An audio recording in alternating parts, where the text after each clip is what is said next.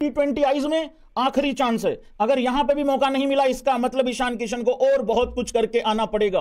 कितना real chance है, कितना खामखा चांस है, वो सब पे बात करेंगे।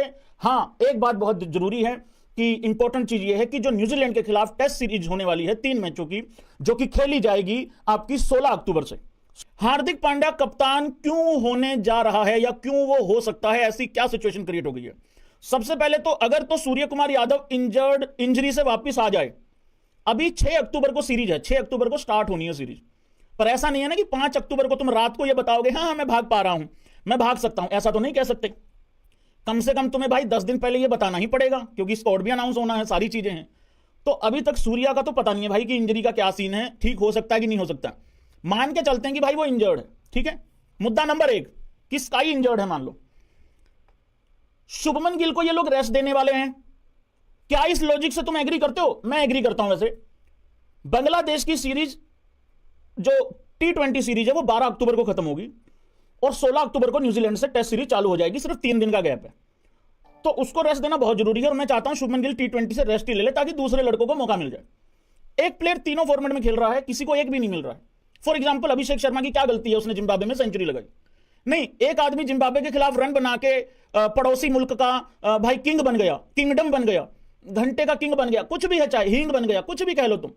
और एक हमारे वाला बाहर ही हो गया भैंस की आंख, नहीं ना, तो वो भी डिजर्व करता है भाई प्लेस। लेकिन ऋषभ पंत को भी रेस्ट देने वाले हैं, तो अगर ऋषभ पंत को रेस्ट दिया तो भाई ईशान किशन आएगा कि नहीं आएगा उसको छोड़ते हैं पहले, लेकिन इधर आ जाते हैं।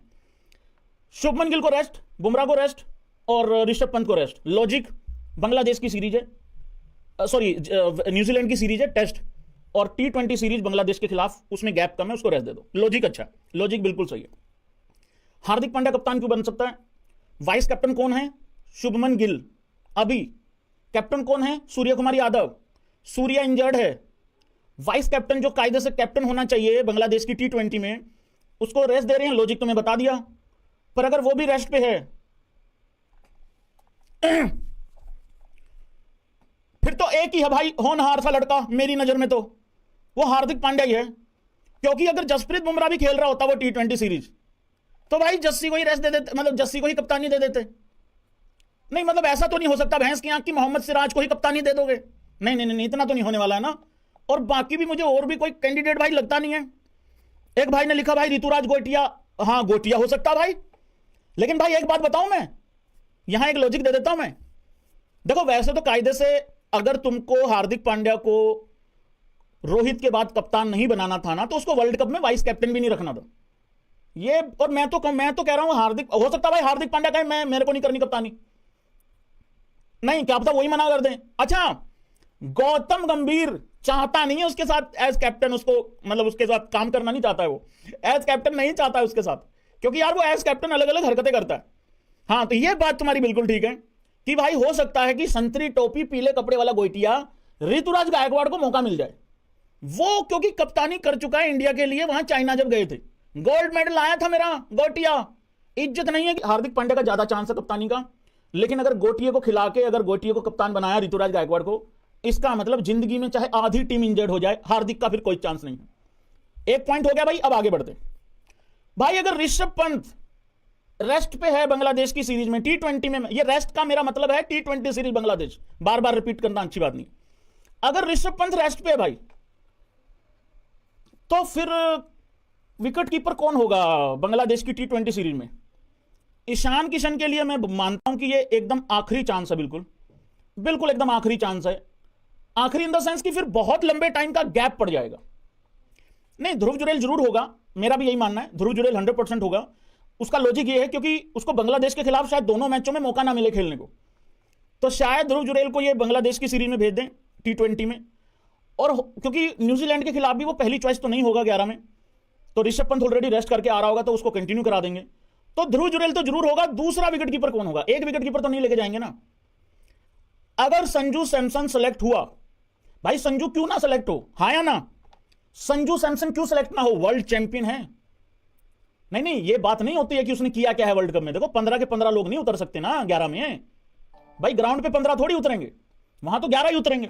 और वो एक सिस्टम ऐसा था, एक टीम का हिसाब किताब ऐसा बना था कि वहां पे जरूरत ही नहीं पड़ी थी भाई किसी की, मतलब एक ही चेंज हुआ था वो सिराज वाला, बाकी जरूरत ही नहीं पड़ रही थी।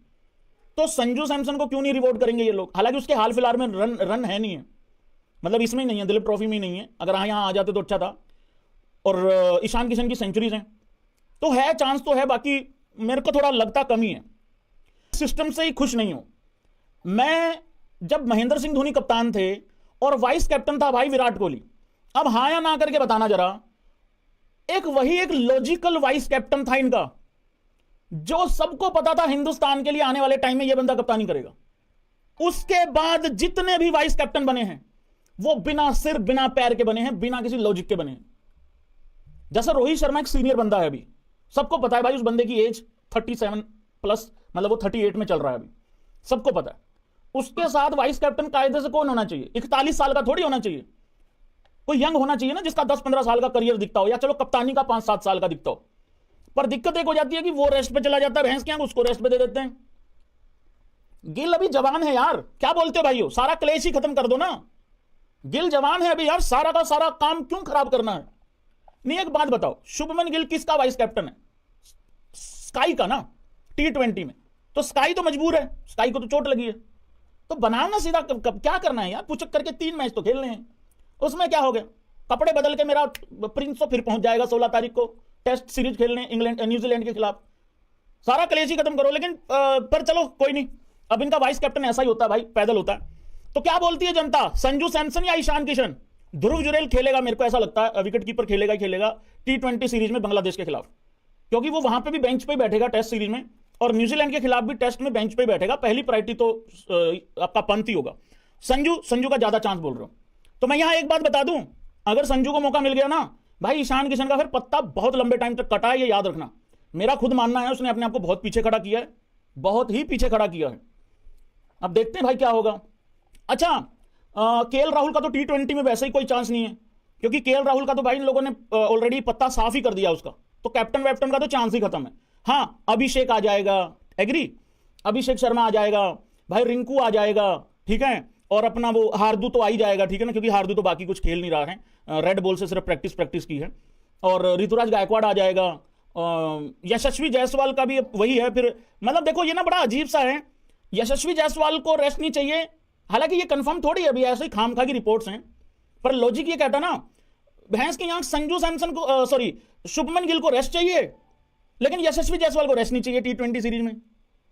तो वो लॉजिक समझ में नहीं आ रहा। और दोनों यंग हैं।